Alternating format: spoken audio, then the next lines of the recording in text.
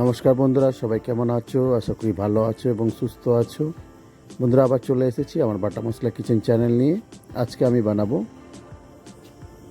Custard fruit cake. এখানে আমি আমার যে ব্যাটারটা ঢালবো মোল্ডে, সেই মোল্ডের মধ্যে আমি ভালো করে অয়েল স্প্রেডিং করে নেব এবং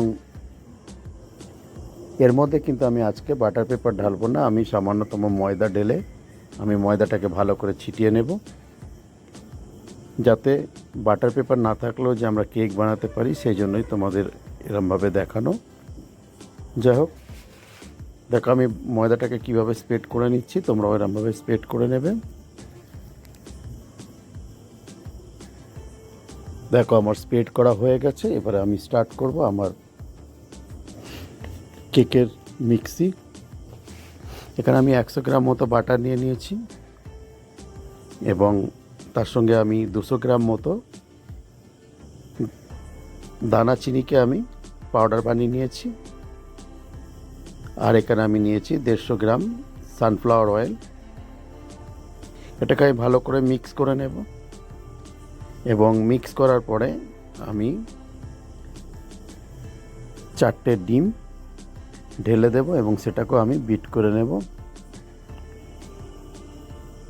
আর এখানে আমি নিয়ে নিয়েছি 300 গ্রাম মতো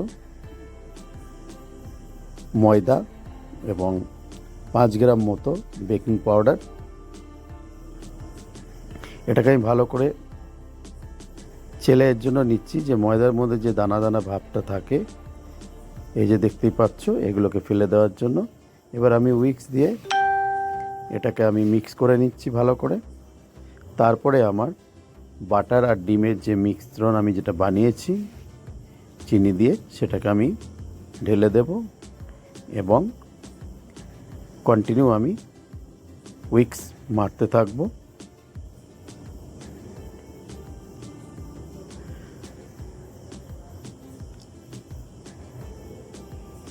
বন্ধুরা, এই সময় যখন আমরা উইক্স মারবো তখন আমাদের বেশি ফাস্ট করার দরকার নেই, স্লোলি আমরা ফাস্ট করে মিক্স করব, কেননা ময়দাটা ছিটিয়ে যাওয়ার ভয় থাকে।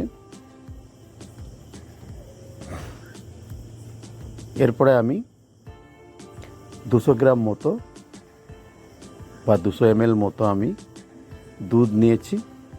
সেই দুধটাকে আমি 2 পার্টে আমি ইউজ করব।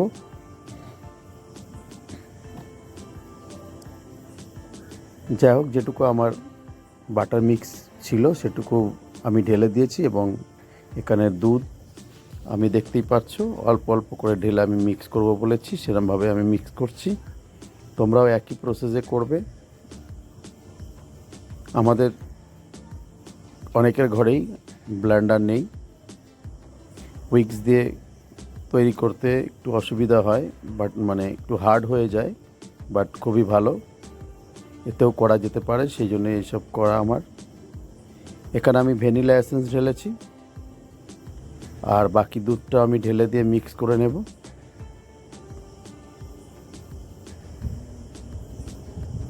এরপরে আমি কিছু ফ্রুট কেটে রেখেছি, তার মধ্যে রয়েছে তুটি ফুটি এবং ক্যাশু নাট। আমি হালকা চপ করে নিয়েছি, সেটাকে আমি ইউজ করব।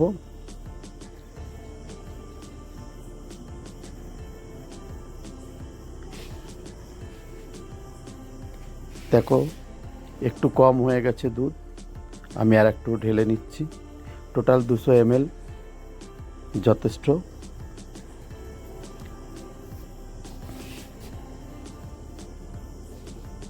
এটাকে আমি ভালো করে মিক্স করে নেব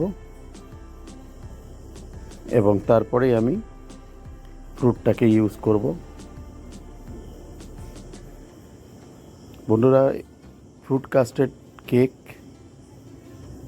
এই কেকটি খুবই সুন্দর টেস্ট হয়েছে। তোমরা বানিয়ে বাড়িতে ট্রাই করবে, খুবই ইজি, এমন কিছু জিনিসপত্র লাগে না, তোমরা দেখতেই পাচ্ছ। তো আমরা বাড়িতে বানিয়ে খেতেই পারি। যাই হোক বন্ধুরা, যারা আমার চ্যানেলকে সাবস্ক্রাইব করেছো তাদেরকে অনেক ধন্যবাদ এই যে দেখতেই পাচ্ছ আমি 1 টেবিল স্পুন আমি কাস্টার্ড পাউডার ঢেলেছি এবং যে ফ্রুট আমি কেটে রেখেছিলাম তার ম্যাক্সিমাম অংশটা আমি ঢেলেছি এবং কিছুটা আমি রেখেছি উপর থেকে গার্নিশ দেওয়ার জন্য।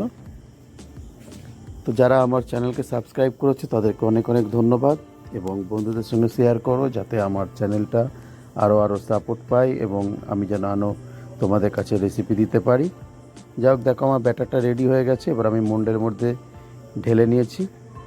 এবার আমি এটাকে ভালো করে ফর্ক দিয়ে আমি নাড়িয়ে নেব যাতে ভিতরে কোনো হাওয়া যেন না থাকে।